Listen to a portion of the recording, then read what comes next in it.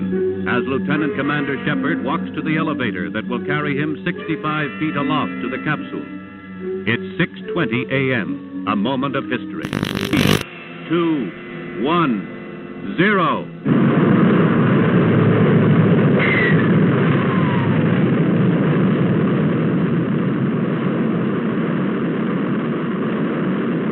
The rocket performs perfectly as it lifts the funnel-shaped capsule gracefully aloft.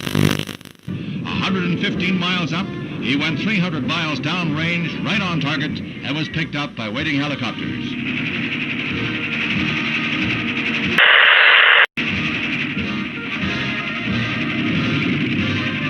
The triumph of Alan B. Shepard, U.S. space pioneer. As the captain prepared to load the capsule, explosive bolts on the escape hatch let go, and the Mercury is lost. However, the moon gets closer.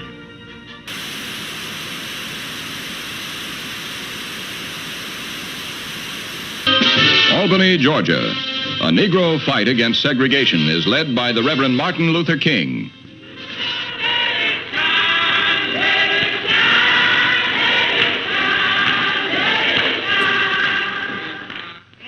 And if necessary, we must be willing to fill up the jails all over the state of Georgia. Солнце. Шар превращается в колоссальный светящийся купол.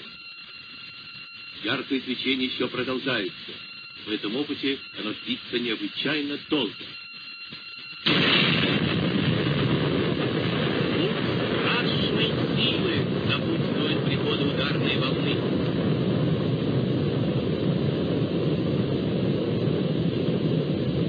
Just why the Soviet Union would wish to detonate a 50 megaton explosion, something about which we can all speculate.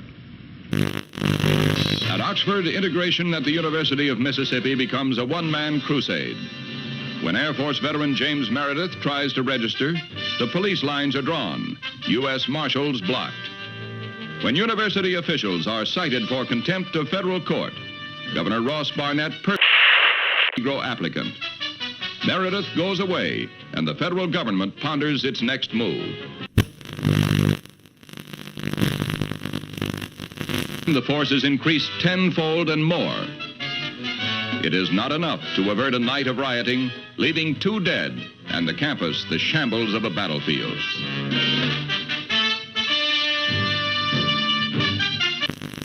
"75 students and other rioters are arrested. Among those seized, former Major General Edwin Walker, who is charged with insurrection. And James Meredith becomes a duly registered student at the University of Mississippi." Sir, there's been a great deal of turmoil and conflict. 2 people have been killed. Do you have any feelings of guilt? Have you given it any second thoughts?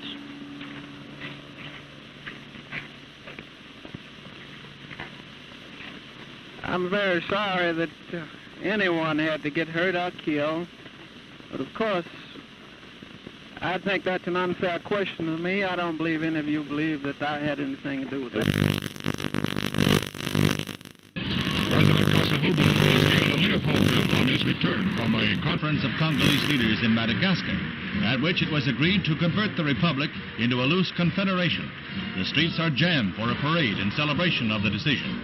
But red opposition to the plan is heated, and the pro-Soviet Antoine Gizenga, Lumumba's political heir, still controls key areas and sizable armed forces.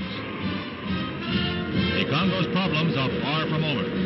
Vienna was a neutral arena for a sparring match between 2 worlds. The men who hold the power to write tomorrow's history met, smiled, and resolved no problems. The dictator and the president, the East and the West. St. James Church in the Hudson River hamlet of Hyde Park is the scene of last rites for the First Lady of the World, Eleanor Roosevelt. President Kennedy heads the list of distinguished world leaders who pay last tribute to the extraordinary and beloved woman who is remembered as a humanitarian and one who loved her fellow man. There is no strife, no prejudice, no national conflict in outer space as yet. Its hazards are hostile to us all. Its conquest deserves the best of all mankind, and its opportunity for peaceful cooperation may never come again. But why, some say, the moon? Why choose this as our goal? And they may well ask, why climb the highest mountain? Why, 35 years ago, fly the Atlantic? Why does Rice play Texas? We choose to go to the moon. We choose to go to the moon.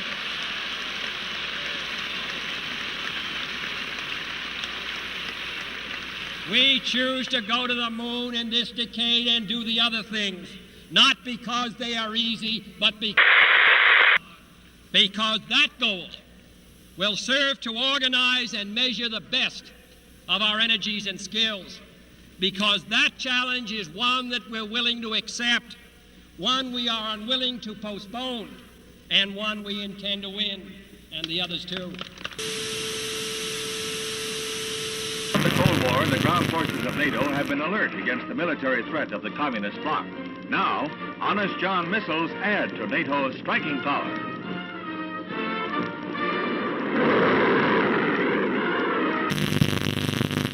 President Kennedy begins a tour of 4 space installations at Huntsville, Alabama, where he is greeted by Dr. Werner von Braun, space pioneer and director of this research and development center. The missiles on display are dwarfed by the mighty Saturn rocket. This booster is the first stage of the rocket that will put the 3-man Apollo capsule into a 2-week orbit of the Earth in 1964. Preliminary to a lunar shoot. Gemini, which was developed here, will allow 2 men to orbit the Earth for 2 weeks and will be used for experiments in outer space rendezvous and docking missions. This winds up the President's first-hand look at our space program and our progress in the race for space. The first deficit comes from a recession. If we can take the proper action in the proper time, this can be the most important step we can take to prevent another recession.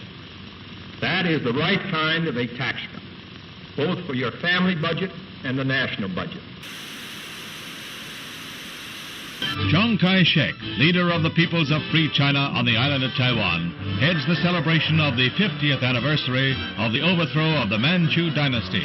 11 million Chinese, strong with their dream of someday wresting their homeland from the communists, are marking the day that saw the end of 4,000 years of monarchy in China. Khrushchev declared, through the formation of the world system of socialism, the situation in the world has altered radically. At present, it is not circles whom. On December 2nd, 1961, Castro reveals, I am a Marxist-Leninist and will be one until the day I die. Socialism is a world reality today. There is no halfway between socialism and imperialism. This government, as promised, has maintained the closest surveillance of the Soviet military buildup on the island of Cuba. To halt this offensive buildup, a strict quarantine on all offensive military equipment under shipment to Cuba is being initiated. All ships of any kind bound for Cuba, from whatever nation or port, where they're found to contain cargoes of offensive weapons, be turned back. It shall be the policy of this nation to regard any nuclear missile launched from Cuba against any nation in the Western Hemisphere as an attack by the Soviet Union on the United States, requiring a full retaliatory response upon the Soviet Union. Communism's adventure in Cuba is a sophisticated one. Political, psychological, subversive, with paramilitary features. Can a democratic society, wherein the right to know and the value of knowing are basic, can a democratic society wage successful political, psychological, subversive warfare against communism? Leather is falling into step in the fall fashion parade. Finished in an explosion of rainbow colors, leather has been styled into smocks and sheath-top skirts like this eye-stopping pair. Just the thing for a day's outing at Sterling Forest Gardens in New York. In Trafalgar Square, 2,000 Londoners demonstrate against the United States blockade. Fidel Castro whips up a furor in Cuba, charging the United States with arming and training mercenary forces for an imminent invasion. He calls out some 200,000 militiamen for training and guard duty at key points throughout Havana.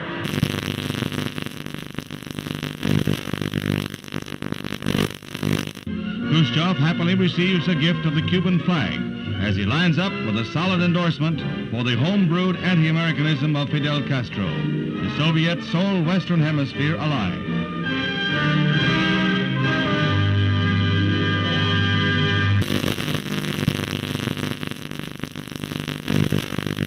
As he arrives back in Washington, the president hears more bad news. China has just invaded India. Is this part of a two-pronged communist assault? Now the president must weigh all the factors one final time, then make his decision, knowing that whatever he does, he risks nuclear war.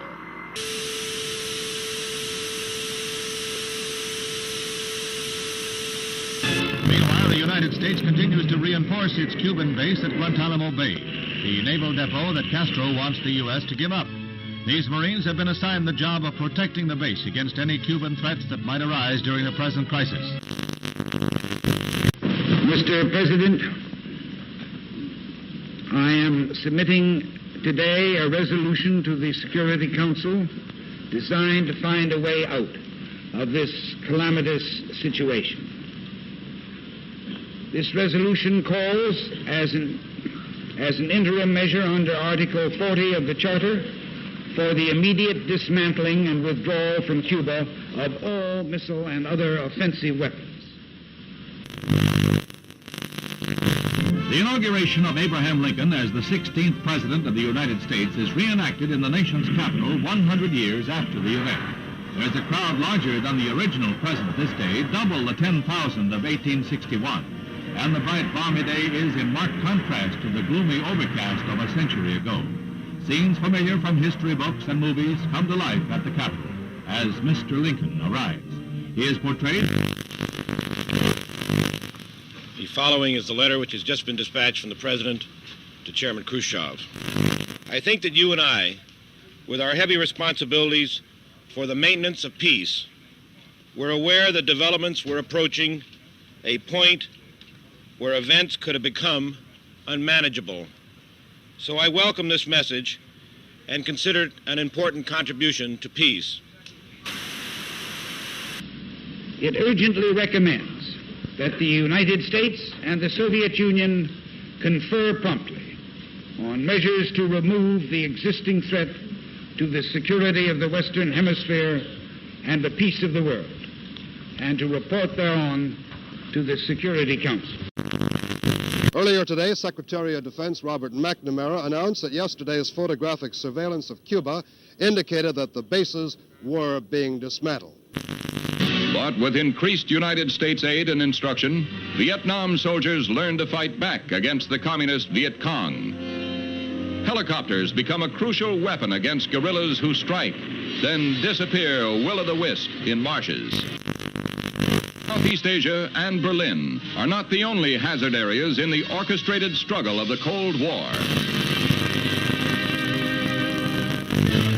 There is Cuba, from which Bay of Pigs invaders hobble back when their ransom is paid. The President visits the big missile center at Vandenberg Air Force Base. He becomes the nation's first president to see an intercontinental ballistic missile fired when an Atlas D blasts off its pad to roar down the Pacific Missile Range in a perfect launch.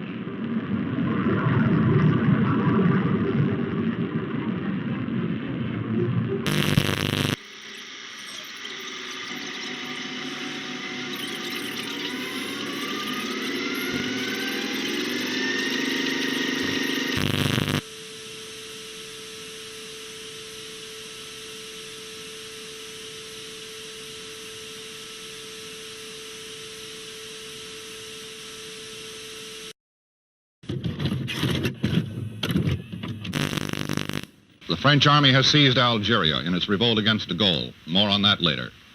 In Laos, the government's army suffered its worst defeat of the Civil War, evacuating its last stronghold in north-central Laos. Now the communists may want to begin the ceasefire talks. And I believe that in the 1950s, the United States can once again capture the imagination of the world. Chicago, the Windy City, is both windy and snowy in the wake of a storm which leaves more than half a foot. Temperatures drop to 0 during the storm. San Francisco gets the heaviest snow in 30 years. Children, many of whom have never seen snow before, are more spellbound than snowbound, but they soon learn what to do with the stuff.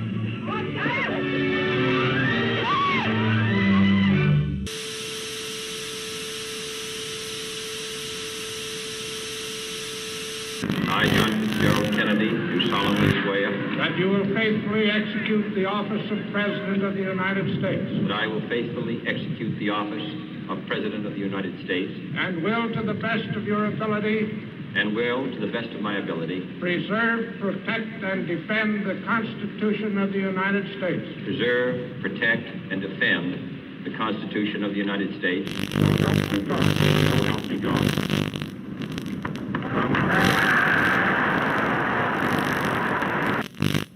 And so, my fellow Americans, ask not what your country can do for you, ask what you can do for your country.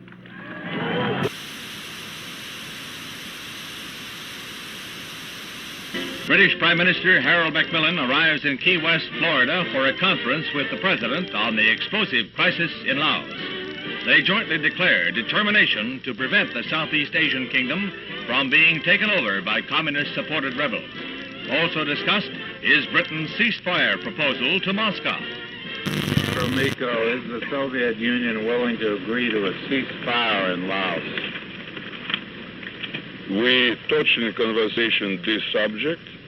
I have nothing to say publicly at this moment. The look for 61 will recall the Jazz Age, and where Paris leads, the rest of the fashion world is likely to follow. Here was a new symbol of communist ruthlessness. Overnight, East Berlin became a concentration camp, sealing in the inhabitants of that sector. Barbed wire and cement were the answers to the refugee problem. Khrushchev repeats his threat to sign a separate peace treaty with East Germany, which he claims, wrongly, rights in Berlin. Served with an order by East German authorities that all U.S. personnel must show identification before entering that section of Berlin, American troops answer with the only language the Reds seem to understand, a show of arms.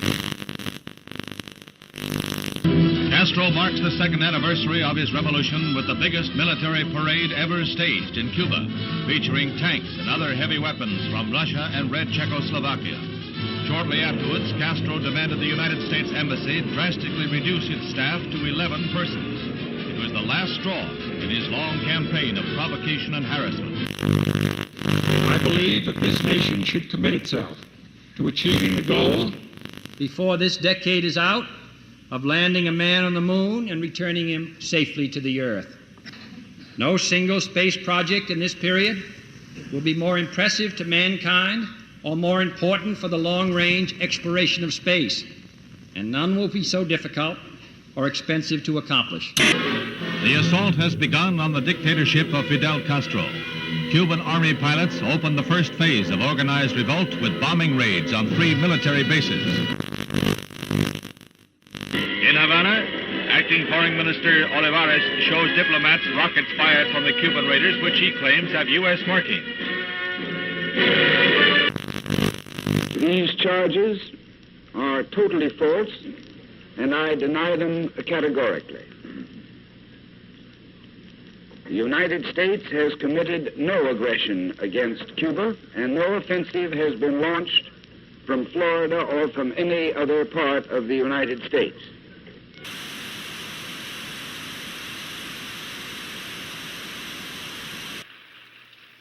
Es un honor para mí el estar hoy entre un grupo de los hombres más valientes del mundo.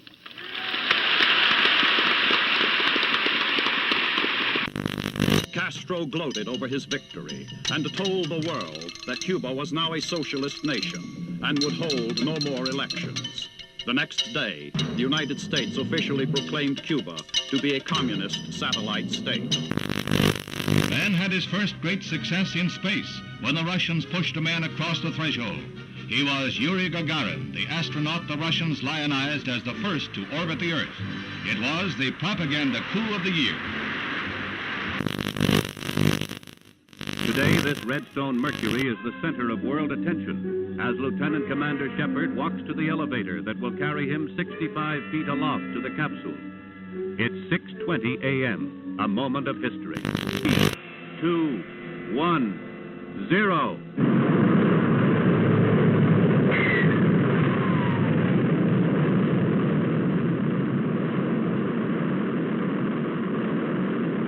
The rocket performs perfectly as it lifts the funnel-shaped capsule gracefully aloft.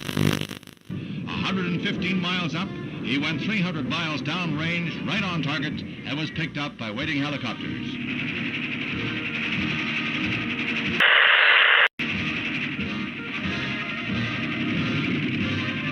The triumph of Alan B. Shepard, U.S. space pioneer.